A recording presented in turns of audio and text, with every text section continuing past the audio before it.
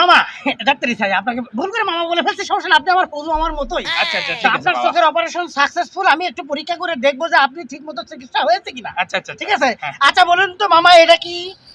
কি বাবা ওটা কি বুঝতেছি না। ওরে বাবারে, আচ্ছা এটা কি?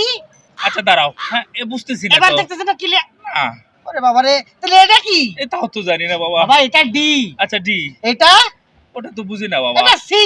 ও সি, আরে বাবারে, তাহলে এটা কি? বুঝি না বাবা। ডাক্তারি চাই, তাহলে এটা কি?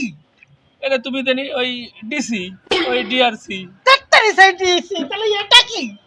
ও এটা ওর সাথে তো বড়, তাহলে ডবল ডিসি।